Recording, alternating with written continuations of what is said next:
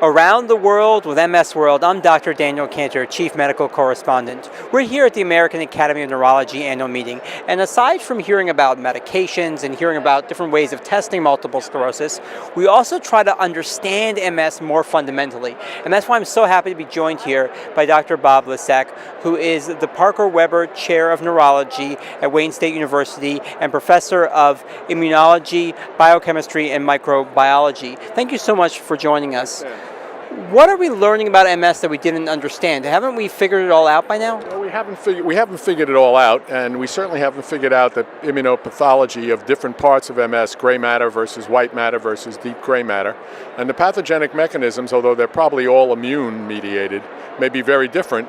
And that's important to understand those because the therapeutic approach of what type of immunopathogenic mechanism might change which therapy you should use for which. And one of the big mysteries is what causes the cortical gray matter problems in patients with all stages of MS, including very early on. So we've been interested in the B cells, which we know are in the meninges in all stages of MS, and the cortical gray matter is involved with no evidence of antibody or complement activation. And so what are those inflammatory cells making? And we've focused on the B cells, collaborating with Amit Bar-Or from McGill, who's now at the University of Pennsylvania, one of my old haunts.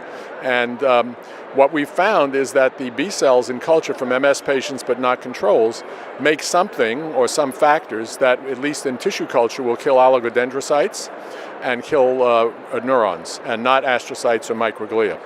And now we're trying to figure out what it is. And we've sort of narrowed down what it isn't, but what we think we have is that it's something of a higher molecular weight, and using a kit or PrEP that isolates microvesicles, primarily something called exosomes, which all cells bud off. We think it's the exosomes that are causing the killing, which then leads us to what's in the exosomes in MS versus normals, or is it just a quantitative? Do the B cells from MS release more? And these are probably released locally. It's not like an antibody that circulates. And by the cells getting into the nervous system, they are probably, we think, releasing something locally that then the exosome opens up and secretes what they call its cargo. And its cargo can include microRNA and take over the metabolism. People are interested in microRNA as a biomarker, but it could be a toxin. Lipids like ceramide and sphingomyelin are in there, and then cytokines and other things are in there when B cells make the exosome. And we didn't detect them being elevated in MS versus controls in the free soup, because if they're stuck in the exosome, you don't detect them in the assay, but when they open up locally near a cell, they target the cell. So that's the last part is speculation, but we think that's important. So our big emphasis now is to try to characterize, are these definitely exosomes or some other microvesicle, because how you would interfere with it would be different for different types. And then is it a quantitative or a qualitative difference between MS and controls? Because we know that the cortical disease is a better correlate with progression and permanent disability than is the demyelination.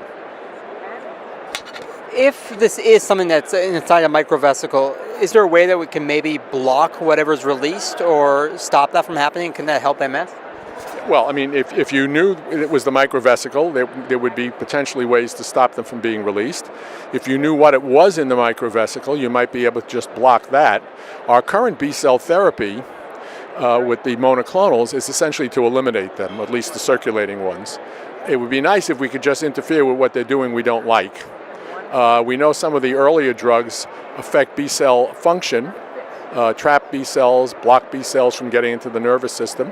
So that's all good, but it would be nice to be a little bit more specific if we knew it was an exosome and we knew what was in the exosome that we'd like to block, because that would be more specific. And potentially, if it's more specific, it theoretically might be less side effects, less broad-based. Dr. Lisak, thank you so much for explaining to us what's really a difficult concept, but really can help us understand how understanding MS better can potentially translate into us actually figuring out how to treat MS better as well. That's the idea. And that's the idea, to get medications that can be strong and effective, but be very targeted and have less side effects. Right. I want to thank you so much for joining us. Take care. Thank you.